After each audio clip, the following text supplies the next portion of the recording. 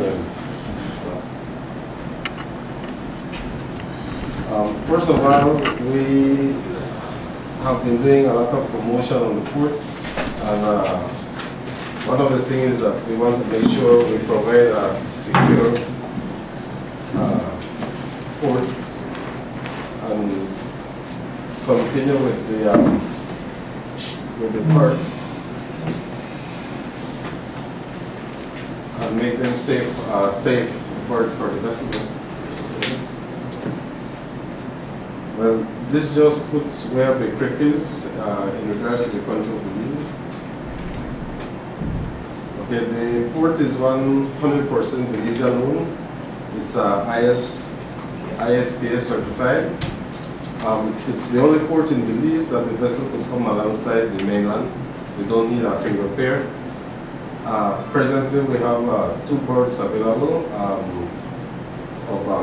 With 2 of them together, is about 365 meters, and we are in the process of doing a 3rd berth, which is will be like 250 meters. Okay, hold on. Beside the port activities, we also, and this is in also regards to the port, we also provide tug and barge and property rental. And we have the principal exports are 60% of all Belize exports, banana citrus, are through the port of the creek, including shrimp and udon.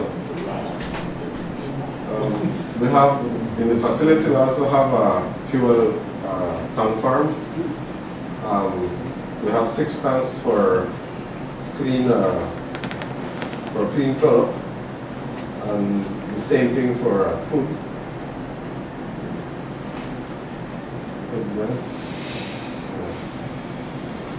But this is just a photograph of the port, a recent photograph. If you notice, we have practically finished the cut in the bend there, and on the turning basin, we expanded on the turning basin so that we could accommodate a vessel of about 225 meters to turn there. This is the clean tank farm with 58,000 barrels.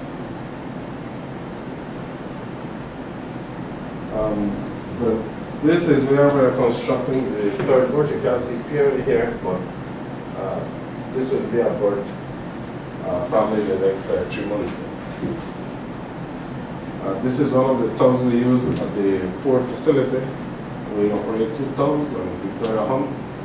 If you notice, this is part of the dredging. This is one of the small dredges we have there. Digging, we bought 2 dredges to do that activity. Can I ask you something there? Before I forget? The dredging is legally permitted by as an operation activity, or you have to ask for permission every time you dredge to the Department of Environment?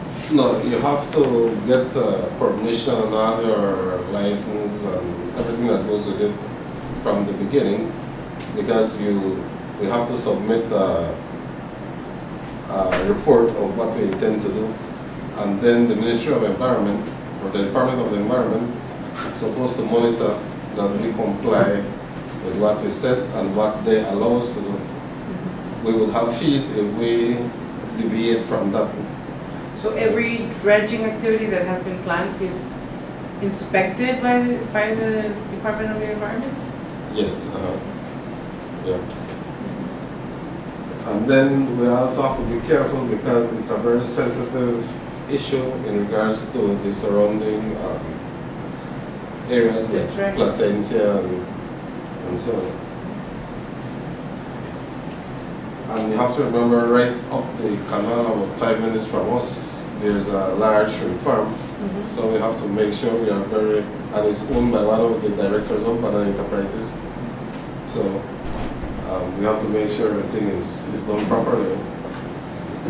The mission of the port is to provide a world-class import and export alternative harness its strategic geographic position to maximize cost-saving opportunities and by extension stimulate increased economy in the South, while remaining a competitive source.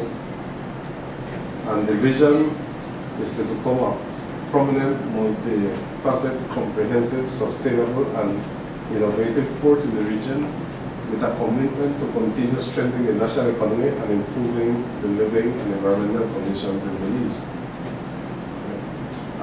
The objectives, we have a short-term 3 to 6 months, and that was to complete the third berth. That will soon be completed. We have there complete an additional seawall. What that is that after we complete the third berth, there will be a section that connects the third berth to the original berth that we will put a concrete seawall so that it eliminates erosion of the soil. And the area where we are doing the third berth, we'll have to extend the original fence. And then we have a trade road that we are working on, and that's moving general cargo between here and Puerto Barrios. Presently, we already do that with fertilizer. However, we want to increase that for general cargo. One of the setbacks has been the acquiring of yard space for the storage of containers in Guatemala. And the medium term, I would say between 6 to 12 months would be complete the dredging of the channel. And also, when we have all these projects completed, then we'll go through all the signage in the port and upgrade on them. And the long term is launch a marketing and promotional campaign, increasing the training on safety and environment of all employees, including security, stevedores, supervisors, and staff. And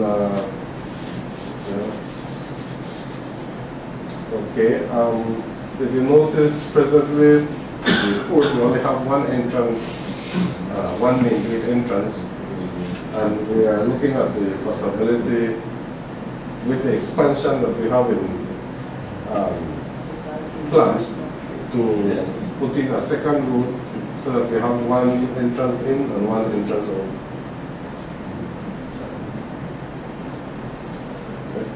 This just shows you the channel.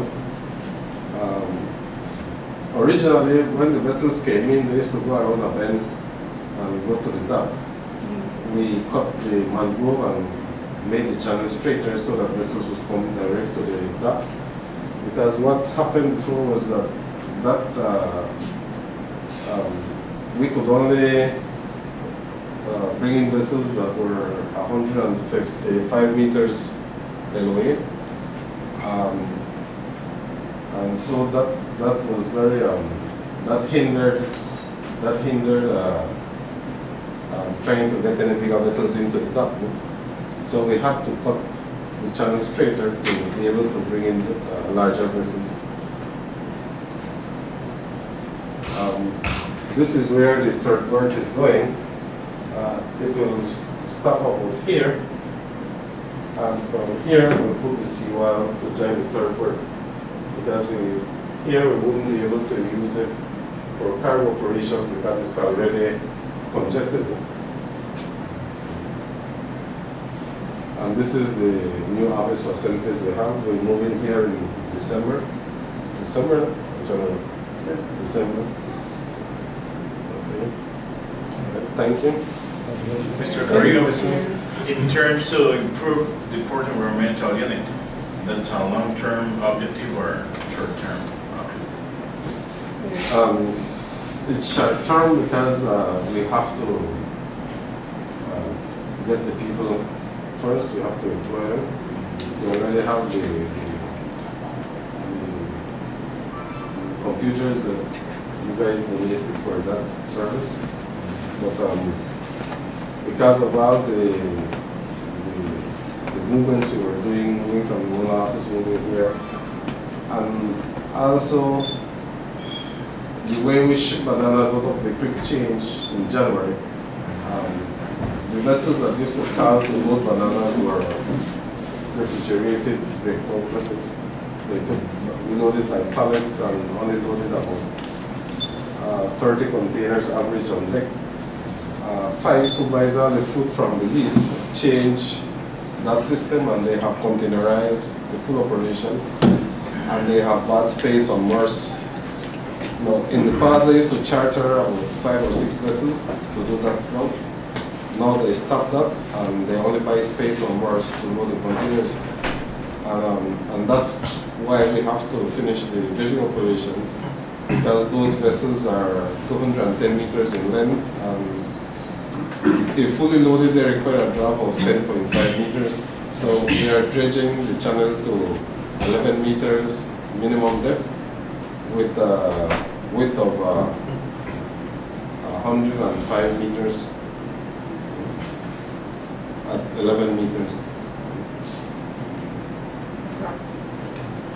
Let me ask you, the cut of the mangrove that I see there, that I agree that it must be easier that way. Was it inspected again? Was it accompanied by a whole protocol of environmental measures, or it was just cut as an operation activity? We would be in jail if we did that. No, it was not just cut. The environmental department was monitoring out. They made a program and monitored before, during, and after. Yeah. Because I know not only cutting the ecosystem is really dramatic, but also because it's a nursery, but also the fact that you have sedimentation going out through the channel. That's very critical. That's why I said we have to be very careful with what we're doing, because it's very sensitive, especially to Placencia that's right across from us in the lagoon, and then we have the shrimp farms and out there. So. Let me ask you another question. This storage, crude oil storage, how do you call this one? Tanks? The tank farm. Okay, the tank farm. Do you have, you are the ones that manage all the protocols of biosafety? Or is it the companies that come and deliver? What it is, we operate and manage the port facility. We have rented an area to Belize Natural Energy to operate their tank farms. So they put in all the safety and requirements they need. However, we as port operators make sure that all of those safety factors are in and they are followable. So do you have a safety and hazard or safety and hygiene unit that does that? Or? Not the port, but Belize Natural Energy has. And they are also the port has to do certain drills and exercises throughout the year to maintain their ISPR certification and also for best practices of the port. Exactly. Beside that, B&E also does several exercises in regards to fire and spills and more into that type of operation. Mr. Carrillo, in the same line of thinking the Dr. Rivera was asking, can you please tell us a little bit about the plans for the implementation of the Port Environmental Management Unit that the project helped design? Yes, presently we do have some money, but it's contracted. We don't have anybody fully employed for that purpose. What we were looking at is that as we develop, we'll probably start with one person as the head to deal with all environmental issues and beside environmental safety issues in the port. So we already have, we have started looking, so I believe shortly we will have somebody employed to handle only that part of the operation. And why is that? Because the tank farm that handles clean product for us will soon start operating, and that has been leased out to a private oil firm. So we want to make sure we have somebody looking at that every day, along with the operations we are doing at sea, because presently the vessel from Mars cannot come to the dock. So we are loading like 3 kilometers from the berth at Anchorage, a barge to ship operation, a lightering operation. So we will be hiring someone to just look at the safety factor in what we are doing there and the environmental issue. Can I ask you something else? In the case of monitoring, do you do anything like water quality monitoring, air quality monitoring, soil quality monitoring? Presently, no. But we do have some readings, I think, made by Mr. Yeah. The government project, no, that. So that's. We're waiting for complete a bidding to buy a specialized equipment to monitor those kind of parameters, like air quality, water quality, etc. So the project is not only committed to buy and hand over this equipment, but also train people to learn how to use it. So that's why I'm asking plans for the implementation. Well, presently we do have one person, and that would increase as you need it and as the code grows. No? Once the requirement is there, we